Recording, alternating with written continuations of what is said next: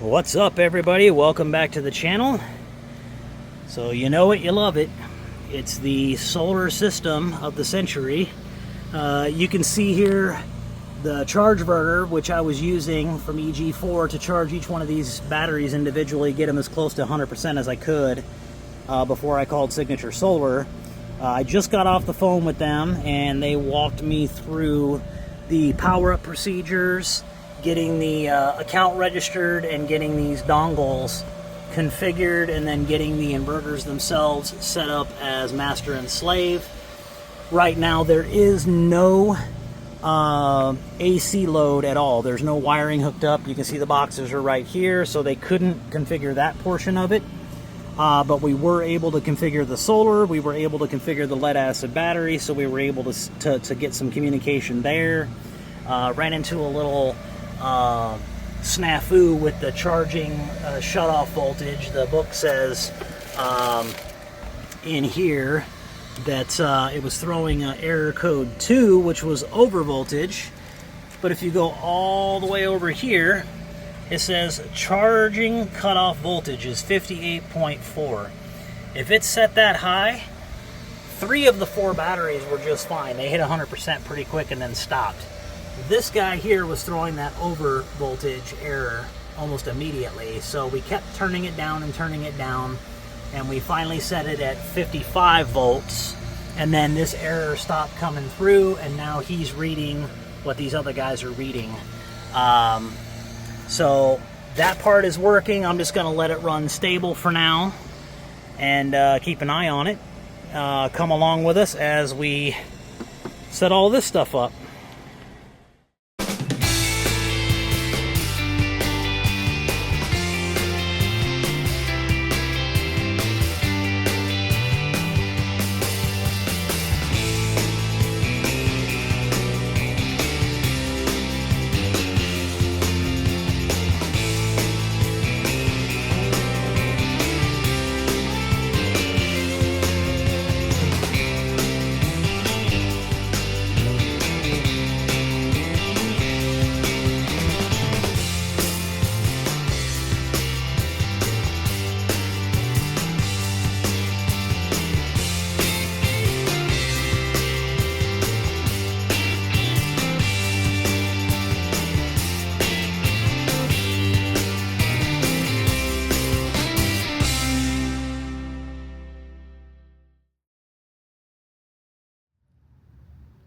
Hi everybody, welcome back to the channel. So today we are back on the solar project. In the last video, or in a prior video, because I'm not sure when she's posting them, we've completed the DC side of the system. So all the solar panels are up there and running, the batteries are wired up and running. The EG4s have actually been powered up and programmed for the DC side, but we couldn't do the AC side of the system because we don't have it hooked up yet. So today I'm going to kind of do a quick explanation of what these guys are for, what we're doing, and Julia is actually going to be the one to hook up all the good stuff because I have to finish doing the ground wires on the batteries for the DC side. So I'll get that done and then help her out with this. So let's kind of go through this. You know, what are these boxes and why do we need them? So we have 2 inverters in the system, but we only have 1 shore power wire. So what these guys are designed to do is take that shore power from our transfer switch. You know, there's a transfer switch in most RVs. If you have a generator, it's usually saying, okay, is power coming from shore or is it coming from the generator? But it gives you 1 wire out. That's the wire we want to play with in this scenario. So we're taking that 1 single output from the transfer switch, and we're going to reroute that wire into this first box. So if I open this box up and I take all these little wonderful things out of the way,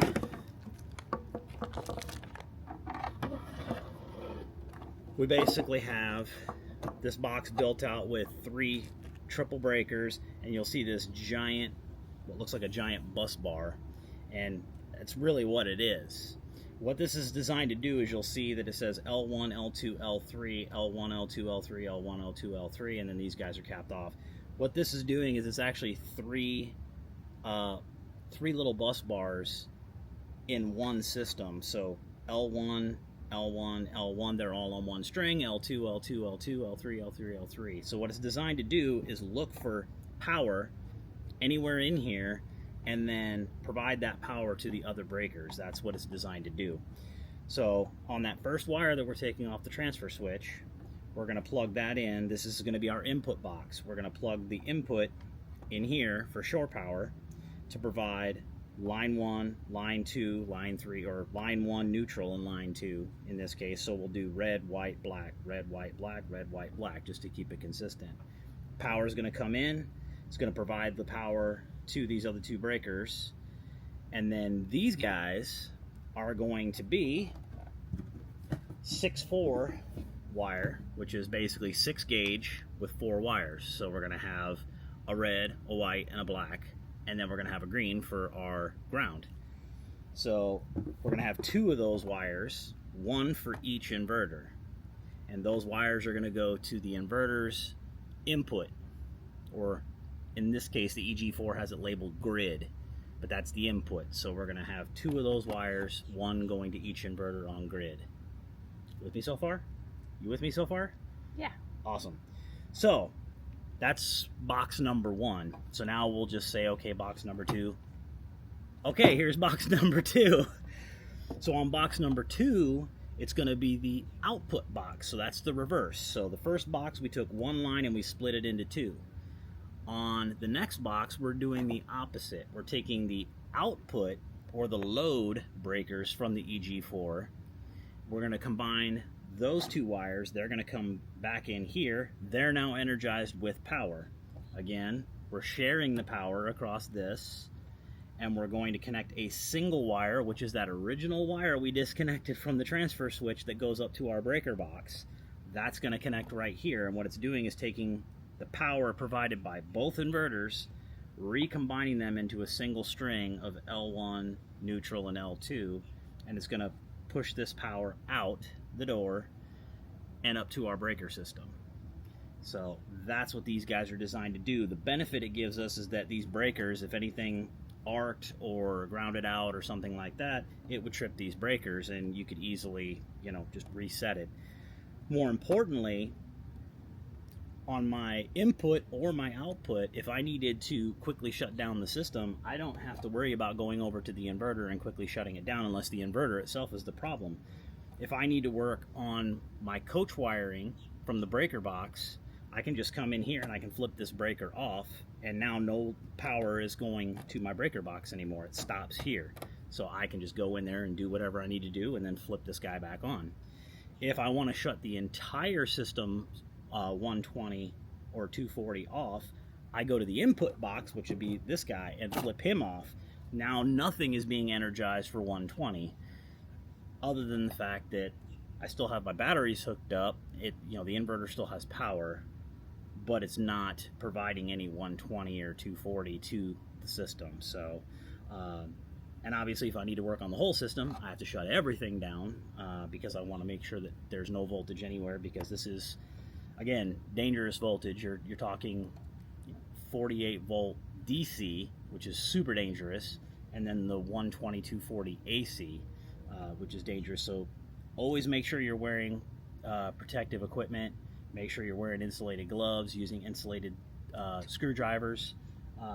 More importantly, make sure you have a multimeter. If you shut things off, if you've got breakers, trip them. If you've got a breaker on every single battery, which you should, make sure those are tripped.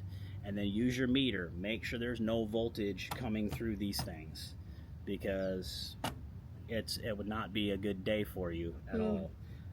At best case, you get some burns. At worst case, there could be some life events. Yeah, it could be some life-changing events, which nobody wants to deal with. So be careful. But and then now Julia is going to go ahead and take care of wiring this up. First step is going to be to measure the distance from the wire where these guys are going to mount, which we'll show you here in a second where we're going to put them and how that wire is going to run. She can figure out the run lengths and then start wiring things up. So let's get to it.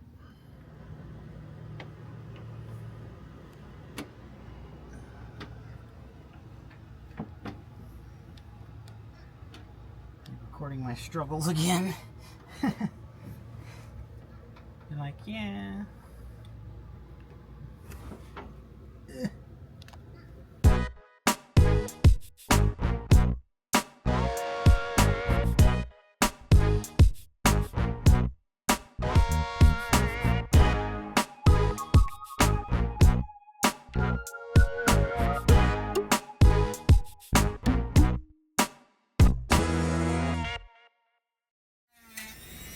Frog versus bird.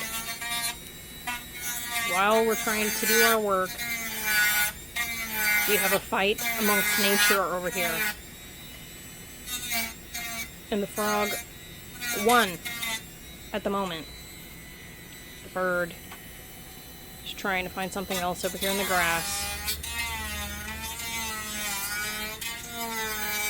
And the frog is doing his thing.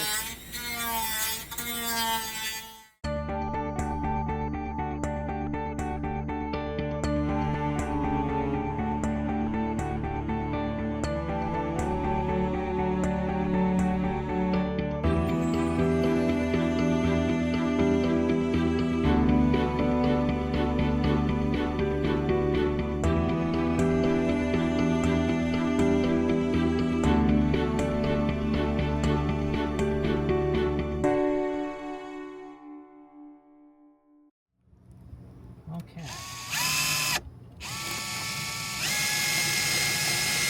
Just be careful.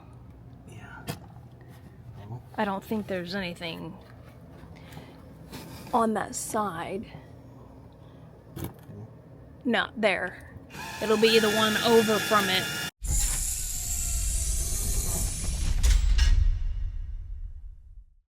Okay, so that's those, because I needed to know where those were. Now, down here, what's down here? Look down here. Nothing. Nothing? Okay. I mean, the wiring needs to be pulled over this way. That way it won't be in the way, but outside of that, nothing. Yeah, because I'm going to drill, like, right about here. Is about where it's going to end up being. Mm-hmm. So for now, we will put this back so we know where our stuff is. Okay, now, on to the next. I'm doing this blind. I'm doing it blind, girl. Aren't you happy? Yep.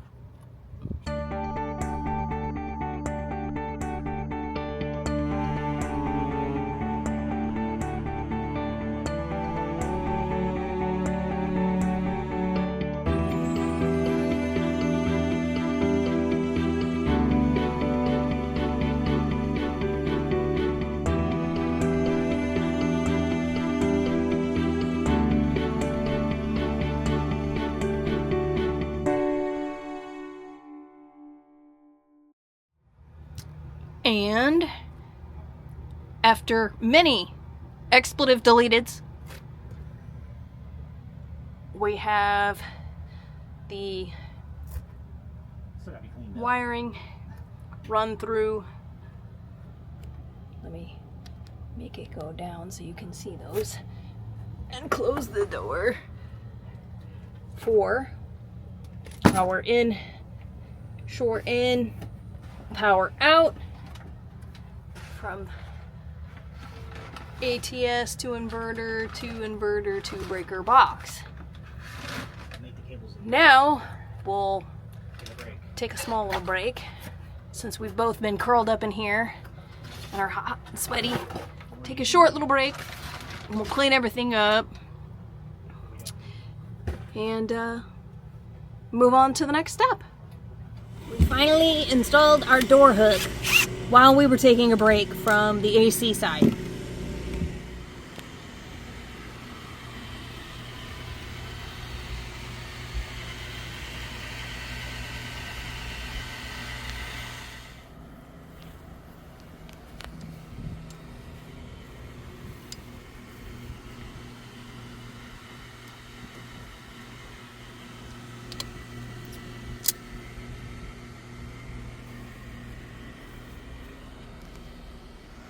The savage creature in her natural environment, hanging out with the fan.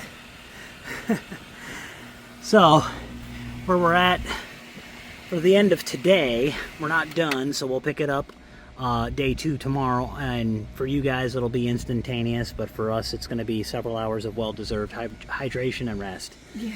But here's where we're at. You can see we have our input box, and you can see we don't have the shore power hooked up yet because we have to still do that. But we've got our master and our slave over here, color coded red and white, and then our output coming from the master and slave, the outputs, and then this is our distribution, which is our distribution box, which is our fuse panel inside the RV. And you can see that guy's not hooked up either because we have to basically open this guy up right here. Slowly. And there's the transfer switch. So this wire right here is the wire that's going to come to the output distribution, and then the shore is going to be a new wire from this, right where we disconnected this wire, from that over to there. So hopefully now it's making a little more sense now that everything else is hooked up. So anyway, we'll pick it up tomorrow. Yeah. See you then. So technically, folks, it's 2 days later. We actually had our landscapers out here putting all of this stuff in, so we didn't want to be in the way. So this morning, what I did is I finished a side project. One, I cleaned it up, but I wanted to have some 12 volt over here because I knew I was going to be installing ventilation to keep this area cooler, and pulling air from the inside of the coach with the Furrion chill cubes made the most sense. So what I did is I took a 48 volt to 12 volt step down converter, hooked it up to a 20 amp breaker because this is only a 20 amp system, and then I'll clean this up with some wire loom so it's hidden away. Ran it over here. You can see I've got a 120 that's hooked up off the wall back there that used to run this Dirt Devil that no longer is there. But anyway, that wire comes over here to a marine grade distribution panel, and you see I have a switch. When I turn that switch on, once the battery has got power in here, it's actually running to a system. Let me open this up for you here real quick. And you can see right here, I've got a Seaflow 270 cubic feet per minute bilge fan, and it's going directly under the stairs right there. So it's pulling air right from the Furrion system and blowing it in here. And with the thermal test, and I'll get a video of it once it's fully done, but I've already thermal tested it, it was pulling about 71 degree air and blowing it in here pretty good. So that should keep this nice and cool. I have enough expansion on here. This thing only pulls about 6 amps, so I have enough room. I can put a second one over on that side later if I want to, and have air blowing from both sides to keep it cool in here. But I want to see what it does with the first one. But that's all we're going to do on today, because Julia is actually using Reflectix and making some nice covers for our work van on all the glass because it's getting kind of hot in there. So she's finishing that up. I wanted to get all this cleaned up, get the 48 volt to 12 volt system set up and tested. But as you can see, we're just about ready to rock here. We've got our 4 lines that need to hook up to the inverters, and then I have some 6/4 wire right here because that little nub that I had left is not long enough, so I bought another 6 foot length of it to hook up to our transfer switch. And then so that's really all we got. We got maybe an hour or two's worth of, you know, finalizing all of this, but I want to wait until the vent caps come in so I can finish this project, because I do not want this stuff running in the Florida heat without some type of ventilation. So for you guys, it'll be an instantaneous thing, but it could be a day or two. I know Monday's when those vents are supposed to show up, so we'll pick it up on Monday.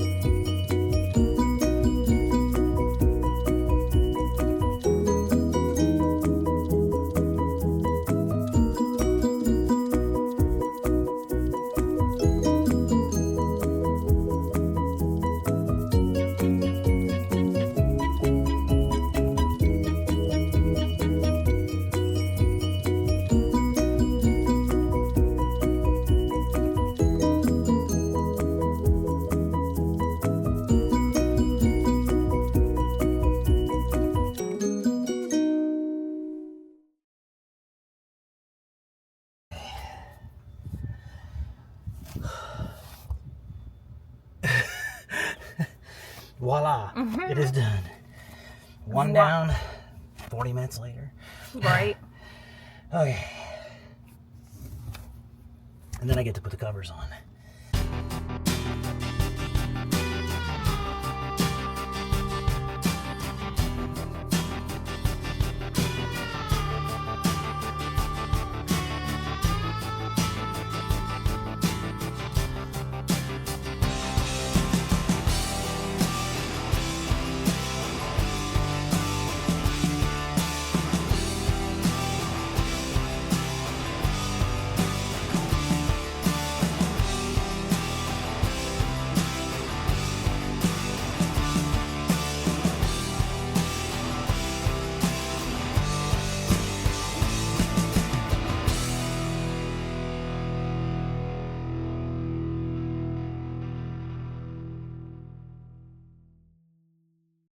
And there you go. Everything is done on that. Breakers are all off. Now I need to grab the covers and put them on, because I want to do that with the power off as well, just in case. A little bit. But we weren't lying when we started stating that this was going to take multiple videos to get completed.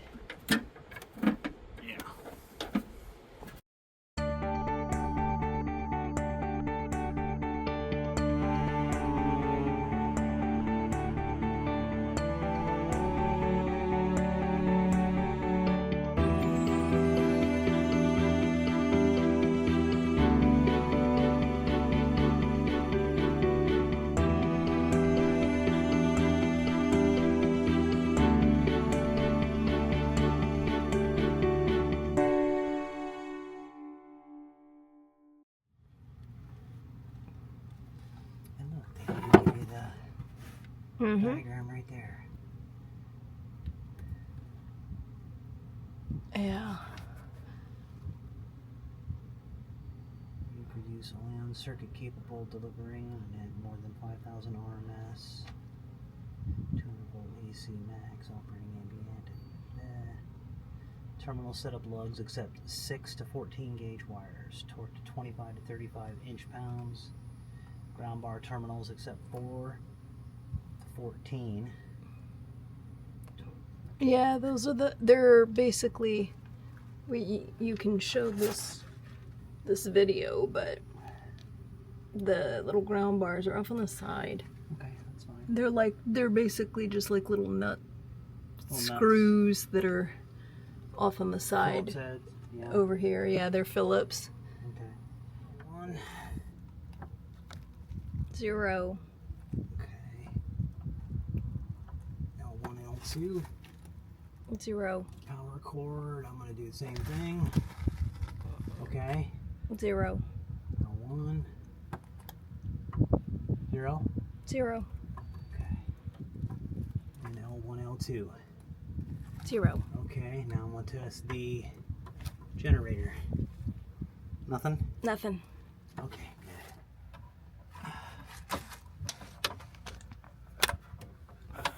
She's like, I'm not making fun of you. I will try to get some video. That way we got some stuff to slide in there. You can get it over my shoulder there.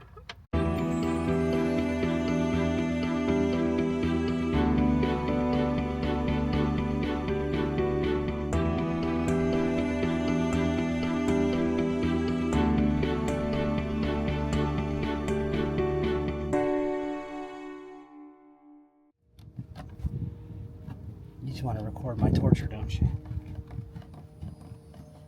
You just want to show people how hard it really is to work with sort of stranded wire.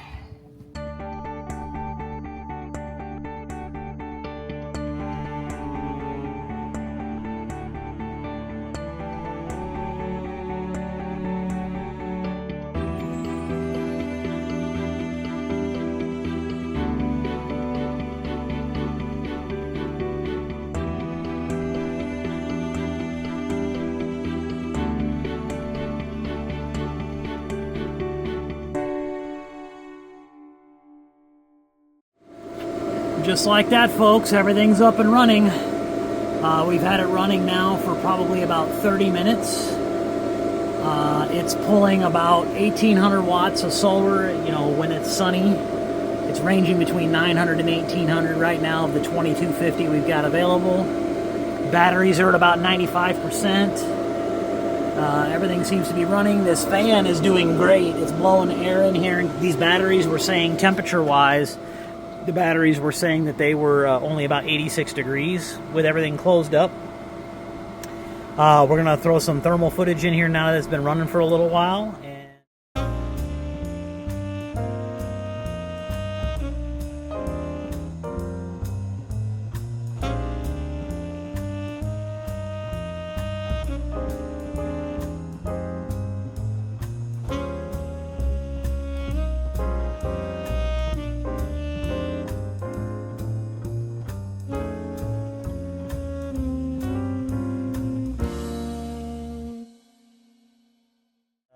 All we got left to do is pretty much clean it up a little bit and call Signature Solar tomorrow and have them tweak the settings for the AC charging, which is currently right now, I think it's set to kick on at 20% state of charge and charge at 30 amps. So, which is totally fine. It's a safe number. But anyway, I'll get some thermal footage on here, but other than that, we should be good. And I hope you've enjoyed this video. If you have questions or comments, you know, please feel free to leave them in there. And we'll post some updates here after we've run it for a little longer. And stay tuned. Make sure you like and subscribe to the channel and hit that notification bell so that you know when we post a new video. Have a great day.